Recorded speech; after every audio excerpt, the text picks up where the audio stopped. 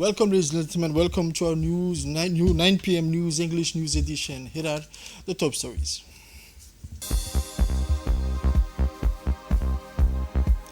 China-Africa Forum reports and proposal for joint operation of the port of Tadjoura.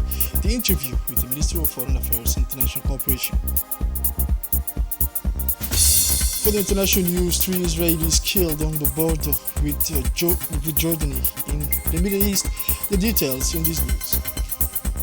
Welcome to our newsroom, ladies and gentlemen. The President of the Republic, His Excellency Mr. Ismail Omar Guelleh, has expressed his warm congratulations to his Algerian counterpart, Mr. Abdelmajid Tebboune, declared the winner of the presidential election held last Saturday in that country.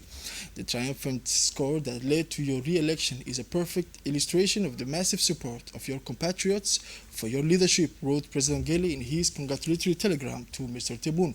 It is my hope that the important renewal of political confidence that you have received will be a source of new momentum in your unwavering quest to lead your country and your people towards greater well-being, development and prosperity, noted the head of state in the same document. You can be sure, Mr. President, that the people and government of Djibouti will always support you in your efforts to strengthen the already privileged relations between our two countries, added His Excellency Mr. Ismail Omar Guelleh, reiterating his warm congratulations to his re-elected Algerian counterpart. The President of the National Assembly, Deleta Mohamed Deleta, received Mrs. Sylvie Tabès, Ambassador of the European Union, for a farewell visit.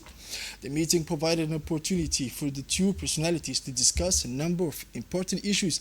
During their meeting, Sylvie Tabès and the President of the National Assembly discussed the current geopolitical situation in the Horn of Africa region, highlighting the challenges and prospects for the Union. They also discussed the partnership between the European Union and the Republic of Djibouti, highlighting success in areas requiring closer cooperation. This farewell visit marks the end of a significant diplomatic mission characterized by strengthened bilateral relations and fruitful cooperation between the European Union and the Republic of Djibouti, and particularly with the national representation. At the end of their discussion, President Deleta Mohamed Deleta thanked his host and assured her that he would work even more closely with his replacement. And this interview with the Ministry of Foreign Affairs in the international cooperation on the results of the China-Africa Summit a few days ago. The 2024 Summit of the Forum on China-Africa Cooperation was held, a strategic meeting for the future of relation between Africa and China.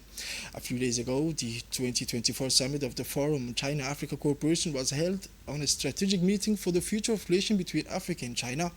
The minister said on this interview that cooperation between China and Djibouti is a long-term process. It's a cooperation that will enable our country to play its role as a logistic and trade hub on an important link on the One Road, One Belt initiative and the Silk Road. He added that during the talks between the two presidents, the level of partnership between Djibouti and China was raised to what was called a comprehensive partnership in all sectors, and this enhanced global partnership will open up a new prospect for our country. This is for cooperation and partnership with China. In this second part of this press briefing, the Minister of Foreign Affairs and International Cooperation, Mr. Mahmoud Ali Yusuf, the Minister Mahmoud Ali Yusuf also addressed the issue of the port of Tadjoura, and in particular Djibouti's proposal to operate it jointly.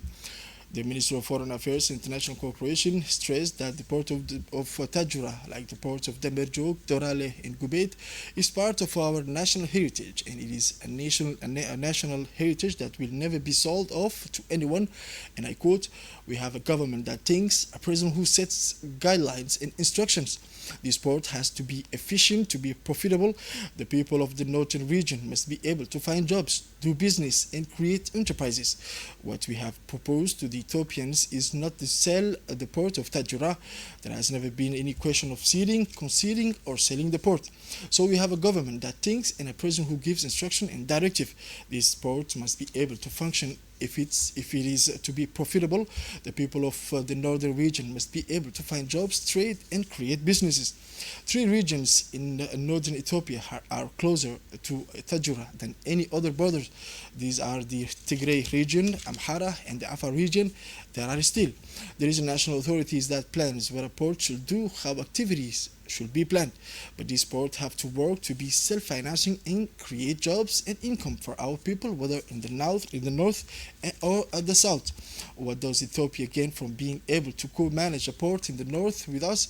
Ethiopia will reduce the cost of transporting its products, making exports and imports more fluid. The Minister of Energy and Natural Resources, His Excellency Mr. Yonis Ali Gedi, today received in his office the new Managing Director of the Ethio-Djibouti Railway, Mr. Tekele Uma Banti, who is in Djibouti on a working visit lasting several days.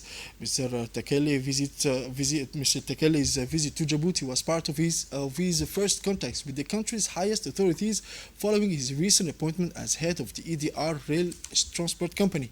Discussions between the Djiboutian minister, and his distinguished Ethiopian guest focused on strengthening bilateral cooperation between the two countries with a view to boosting the performance of the Ethio-Djibouti Railway, following the departure a few months ago of the Chinese group in charge of management.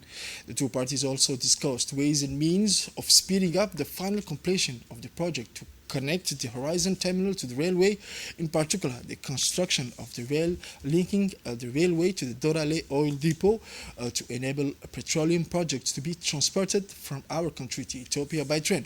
Discussion between the two parties then moved on the other subject of common interest, in particular the future prospects for the rail network linking the two countries, its future development, the issue of improving the quality of services offered by the transport infrastructure, and the company's strategy. In Ali Sabih now, as part of its effort to combat smuggling, the Ali Sabih Customs Brigade, in collaboration with the police officers from the Ali Sabih detachment, intercepted a large quantity of smuggled goods on the outskirts of the Galila border areas. The goods seized, including 2,500 kilograms of smuggled cat, as well as seven cartons of rainbow milk. Officers also seized non-alcoholic drinks, unauthorized lightning chemicals, cigarettes, expired medicines, and a number of other items. In accordance with the standard procedure, the goods were destroyed on the spot in the presence of the head of the Ali Sabih Customs Brigade, Mr. Mohammed Ege Turab.